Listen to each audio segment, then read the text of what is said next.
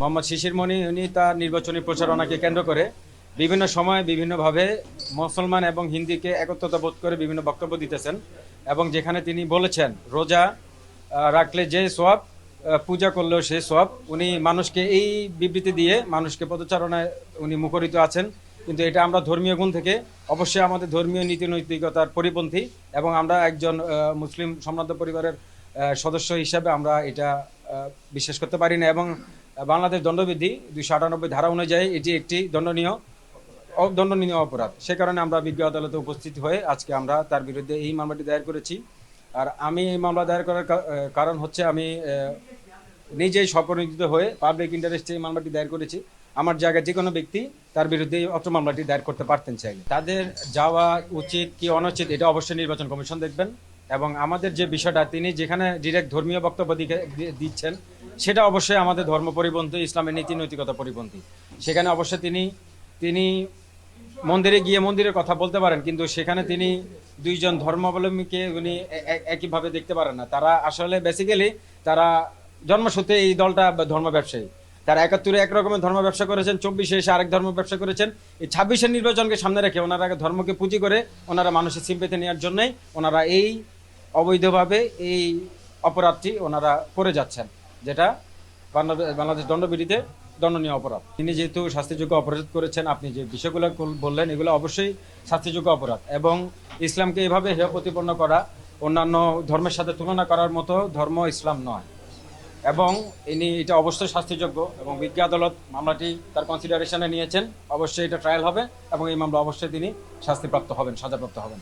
যারা ইসলামী অতীতেও অবমাননা করেছেন তারা যে বিচার হয়েছে তারও সঠিক তারও ক্ষেত্রেও একই বিচার আমরা আশাবাদী। প্রত্যেকটা মুসলমানের এই ব্যক্তির কথায় আমরা আঘাত পেয়েছি।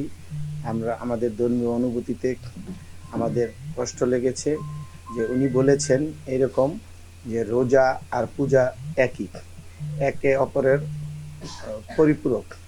আমরা মুসলমান হিসেবে ওনার এই কথাকে ঘৃণা করি, প্রত্যাখ্যান করি এবং আমরা ন্যায় বিচারের স্বার্থে আমরা এই দেশের জনগণ হিসেবে, মুসলিম জনগণ হিসেবে আদালতের শরণাপন্ন হয়েছি। আমরা 258 ধারায় এবং 34 ধারায় মামলা করেছি। মামলার এখনও আদেশ হয় নাই, তবে আমরা আশাবাদী ন্যায় বিচারের স্বার্থে আদালত অবশ্যই তার বিরুদ্ধে ওয়ারেন্ট ইস্যু করবেন।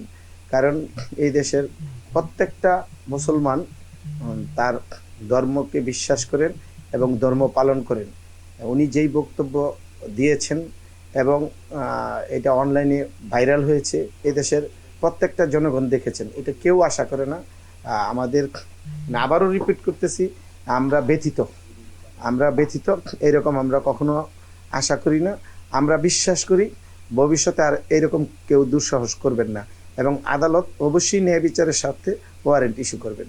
আসলে মুসলমান আমরা অনেকেই, কিন্তু আমার মনে হয় ওনার মুসলমানত্ব আছে কি না এটা আল্লাহ পাক ভালো জানেন। যেই লোক এইরকম বলেন যে রোজা পূজা একই, মুদ্রার এই পিঠ ওই পিঠ, ওই লোক আমার মনে হয় মুসলমান কতটুকু আছেন ওইটা আল্লাহ পাক ভালো জানেন। আমার মনে হয় উনি মুসলমান হিসেবে নাই। একটা মুসলমান এরকম কথা বলতে পারেন না। এটা মুসলমানদের অনুভূতিতে আঘাত এনেছে। এটা ব্যক্তিগতভাবে আমি একজন আইনজীবী হিসেবে ওনাকে ক্ষমা করতে পারি না।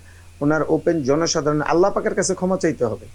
উনি যেই কথা বলেছেন এটার ক্ষমা জনগণও করতে পারবেন না, এটার ক্ষমা করতে হবে একমাত্র আল্লাহ পাকের। আইনের জায়গায় এখন তো আমরা মামলা ফাইল করেছি, অবশ্যই ওনার ওয়ারেন্ট ইস্যু হবে। তারপর আদালত তো এই সমাজের বাইরে কেউ না। আদালত যে ডিসিশন দিবেন, যে সিদ্ধান্ত নেবেন আমরা সবাই ওইটা মেনে নিব। উনিও মানতে ওইটা বাধ্য হবেন। আর আপনি যেই কোশ্চেন করেছেন, উনি ওই অনুভূতি যদি ওনার আসে, উনি যদি ক্ষমা চান, তো আদালত ওইটা বিবেচনায় নিতে পারে। এটা আসলে আমার মনে হয় এটা উনি যেই দলেরই মেম্বার বা সদস্য, ওই দল আপনার কথা অনুসারে যা ওরা ইসলাম ভিত্তিক রাজনীতি করেন, যদি ইসলাম ভিত্তিক ওনারা রাজনীতি করতেন অবশ্যই ওনারা শোনার সাথে সাথে ওনাকে দল থেকে বহিষ্কার করা উচিত ছিল।